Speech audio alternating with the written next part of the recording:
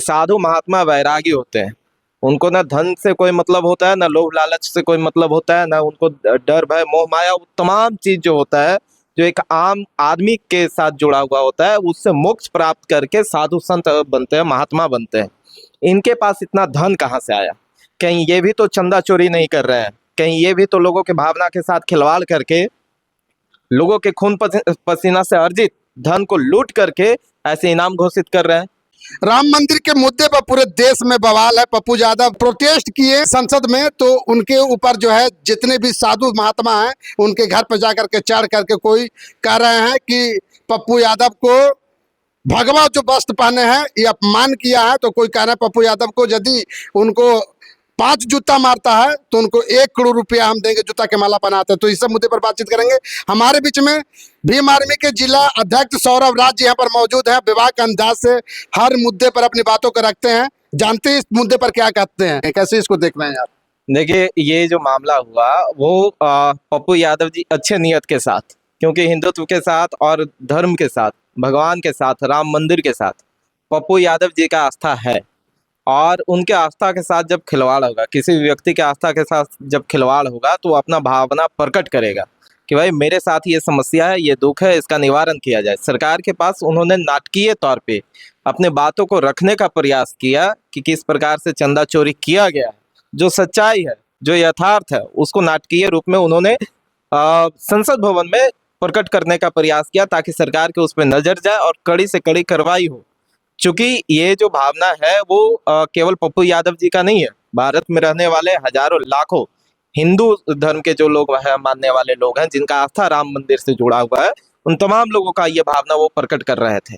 लेकिन अब जो उनके विपक्ष में आकर के ये साधु संत महात्मा जो है, अपने आप को कहने वाले तथा कथित महात्मा जो है, वो पुरस्कार घोषित कर रहे हैं कि पप्पू यादव को अगर कोई जूता मारेगा, जूता का माला पहनाएगा, या जूता मारेगा, या उनका जीव काट के लाएगा, या उनका गला काट के लाएगा, तो उनको 5 करोड़, कोई 10 करोड़, कोई 1 करोड़ का जो इनाम घोषित कर रहे हैं। पहला सवाल ये है कि साधु महात्मा वैरागी होते हैं। उनको ना धन से कोई मतलब होता है, ना लोभ लालच से कोई मतलब होता है, ना उनको डर भय मोह माया, वो तमाम चीज जो होता है जो एक आम आदमी के साथ जुड़ा हुआ होता है, उससे मोक्ष प्राप्त करके साधु संत बनते हैं, महात्मा बनते हैं। इनके पास इतना धन कहाँ से आया? कहीं ये भी तो चंदा चोरी नहीं कर रहे हैं? कहीं ये भी तो लोगों के भावना के साथ खिलवाड़ करके, लोगों के खून पसीना से अर्जित धन को लूट करके ऐसे इनाम घोषित कर रहे हैं? इस पे भी, ऐसे लोगों पे भी जांच होना चाहिए। इनके पास कहाँ से इतना जो है पैसा आ रहा है, इतना धन आ रहा है कि 5-5 करोड़ जो है किसी की हत्या के लिए, किसी को अपमानित करने के लिए इनाम घोषित किया जा रहा है। ऐसे साधुओं को जो है सामने ला करके और इनको भगवा वस्त्र उतार करके और इनको जेल में डालने का काम किया जाए। भगवान को तो अपमान भी तो किए हैं। कौन भगवान का अपमान किया? पप्पू यादव जी। अगर पप्पू यादव जी भगवान का अपमान किए हैं, तो भगवान के नाम पे चंदा आने वाला, चोरी करने वाला, वो क्या किया? करवाई तो सवाल तो उससे पूछा जाना चाहिए। पर इनको भगवा नहीं पहनना चाहिए। भगवा किसी के बाप का नहीं है। भगवा जो है किसी के बाप का नहीं है। भगवा आज पहनने वाले बौद्धिस्ट भी हैं। भगवा आज केसरी ओढ़ने वाले सिख भी हैं। भगवा केवल हिंदुत्व का परिचय नहीं है, भगवा भारत के तिरंगा झंडा में भी है। किसी के बाप के कैसे हो गया भाई? किसी के बपौती हो जाएगा भगवा? तो साधु संत बन जाएंगे वो पप्पू यादव? साधु संत क्यों नहीं बन सकता है? किसी का जन्मजात अधिकार है क्या? अगर वो यादव समाज से आते हैं, पिछड़ा समाज से आते हैं, तो वो भगवा नहीं पहन सकते हैं क्या? केवल ब्राह्मणों का अधिकार है? ऐसा तो नहीं चलेगा इस देश में। अब संविधान है, अब लोग जानते हैं कि हमारा हर धर्म को जो है मानने का, उसे पालन करने का, और अगर हम में क्षमता है तो उसका प्रचार प्रसार करने का अधिकार संविधान देता है। और उनको जैसे मर्जी होगा, किसी के भावना के ठेस पहुंचाए बिना वो काम कर सकते हैं। वो चाहे दलित हो, पिछड़ा हो, आदिवासी हो, कोई भी हो, वो काम करेगा, काम करेगा। और वो काम कर रहे हैं। उनके भावना का आहत पहुंचाया गया, वो अपना दुख कैसे प्रकट करेंगे? उनको जैसे समझ में आया किया। हमारा सवाल उनसे है जो धर्म के ठेकेदार बने हुए हैं, जो ये कहते हैं कि धर्म की ठेकेदारी हमारे पास है, भगवान के साथ डायरेक्ट हमारा संपर्क है। तो जो जिसका भगवान के साथ संपर्क हो जाए, उसको धन से क्या मतलब? और जिसको धन से मतलब है उसको भगवान से मतलब नहीं है। ये यहाँ के लोगों को समझना चाहिए। तो ये जितने भी ऐसे लोग हैं, उनको केवल धन से मतलब है, न भगवान से, न धर्म से। ये तमाम साधु संत महात्मा जो बने बैठे हैं, तथा कथित करने वाले, ये सबको केवल धन से मतलब है। तो ऐसे आम जनमानस को अब समझना चाहिए कि भगवान पे चढ़ावा चढ़ाने से अच्छा है कि किसी गरीब के बच्चों को शिक्षा के लिए व्यवस्था कर दे, किसी गरीब के भोजन का व्यवस्था कर दे। आज इतना जो है आसाम जो में राम पानी मंदिर, आया हुआ सुनिए है। सर सुनिए, जो राम मंदिर में चंदा नहीं दिया है ना, वही लोग चिल्ला रहा है। जो अच्छा, हाँ, अभी ये भी चल रहा है। अभी तो लोकसभा में ये सवाल पूछे जा रहे हैं कि अगर कोई चंदा दिया है तो रसीद दिखाओ। भाई, क्या केवल चंदा देने वाले गरीबों के भावना नहीं होता है धर्म के साथ? क्या जो गरीब तो आप चंदा दीजिएगा तब ना हिसाब लीजिएगा। नहीं नहीं, अगर हमारा भावना धर्म से जुड़ा हुआ है तो भगवान के साथ खिलवाड़ करने वाले हर व्यक्ति से सवाल करना मेरा जो है कर्तव्य बनता है। केवल ये नहीं कि हम चंदा देंगे तभी सवाल जवाब लेंगे। बात केवल चंदा का नहीं है, बात धर्म का है, धर्म के साथ अपमान का है, उसके साथ खिलवाड़ का है।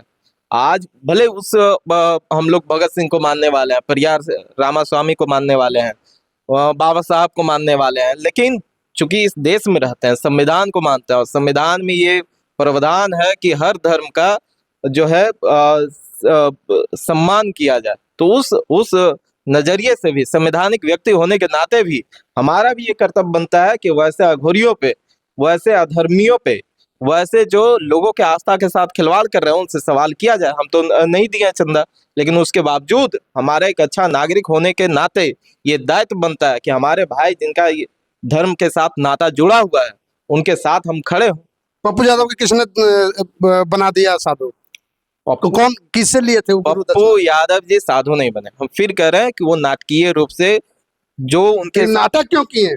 नाटक इसीलिए किया क्योंकि जो है धर्म के साथ खिलवाड़ किया गया, चंदा चोरी किया गया। और केवल चंदा चोरी नहीं हुआ, लाखों करोड़ों का जो गरीबों के लिए उपचार के लिए जाना चाहिए, गरीबों के भलाई के लिए उपयोग होना चाहिए। आखिर लोग क्यों देता है मंदिरों में पैसा? आज देखिए, सिख धर्म के मंदिरों में जाइए, गुरुद्वारा में जाइए, वहां देखिए हजारों लाखों का जो है प्रतिदिन भोजन खिलाया जाता है, उपचार करवाया जाता है, इलाज करवाया जाता है, बड़े बड़े कैंसर संस्थान खोले गए हैं। और जो सिख धर्म के मानने वाले लोग हैं वो पैसा इसलिए वहां दान करते हैं, अपना कमाया हुआ धन इसलिए वहां दान करते हैं ताकि जो नीडी पर्सन है, जो जरूरतमंद लोग है, वहां तक उनका कमाया हुआ खून पसीना के धन जाए, सदुपयोग हो और वहां से आशीर्वाद प्राप्त हो। इसलिए ये धन जो है मंदिरों को, गुरुद्वारा को या मस्जिदों को दिया जाता है। लेकिन इसका दुरुपयोग करने वाला अधर्मी होता है और अधर्मियों से सवाल जिसको जैसे समझ में आता है वैसे पूछता है। हम माइक से पूछ रहे हैं, पप्पू यादव जी को संसद में पूछना था, वहां मौका नहीं मिला, तो बाहर नाटकीय तौर पे उन्होंने अपने बात को रखा और उसको पूरा दुनिया ने देखा। आज क्या है, सरकार का उस पर दबाव है। अब उत्तर प्रदेश के जो है सरकार आकर के बयानबाजी कर रहा है, वो कह रहे हैं कि चोरी करने वाला कोई संत नहीं है। उससे पहले उनको संत का तगमा लगाया गया, उनको पूरा व्यवस्था दिया जा रहा था, सरकारी सुविधा दिया जा रहा था संत के नाम पे। तो संत के नाम पे आप सुविधा देंगे और चंदा चोरी होगा तो वो कहेंगे कि वो संते नहीं है।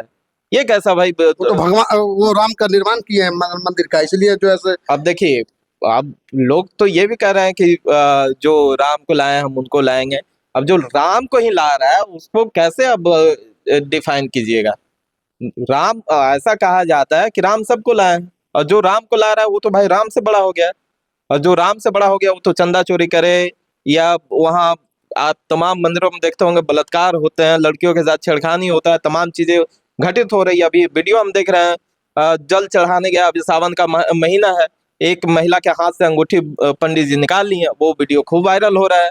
तो अब जो वैसा पंडित वहां बैठा हुआ है, पुरोहित बैठा हुआ है, जो अपने आप को विद्वान कहता है, धर्म का ठेकेदार कहता है, वही जो है अंगूठे खींच ले रहा है और वीडियो में वो तमाम चीजें आ रहा है, वीडियो वायरल हो रहा है। आज तो सोशल मीडिया का जमाना है, जेनजीओ का जमाना है भाई। अब तो कोई चीज छुपा हुआ नहीं है, अब तो सब आ रहा है, सब जो है सोशल मीडिया से घर घर पहुंच रहा है। अब ये अपने जो चीजें था जिसके तहत धार्मिक ग्रंथ बना करके कुरीतियां उसमें डाल करके और तमाम बहुत संख्यक समाज पे शोषण और शासन करने का इन्होंने जो व्यवस्था बनाया था, आज के ये सोशल मीडिया के जमाना ने उसको उजागर कर दिया। अब इनका नहीं चल रहा है, तो अब ये जो है धर्म के डर से जो है अब हथियार के डर दिखाने लगे हैं। अब गला काटने की बात कर रहे हैं, अब जो है जूता के माला और जूता मारने का बात कर रहे हैं, चाकू मारने के लिए लोगों को भेज रहे हैं। वो लड़के जो लड़कीबाजी करते हैं, लड़कीबाजी में जेल गए हैं, लौंडियाबाजी करते हुए लोगों के द्वारा पिटाया, वो पप्पू यादव जी के घर के बाहर जाकर के जो है चाकू निकाल रहा है। बताइए,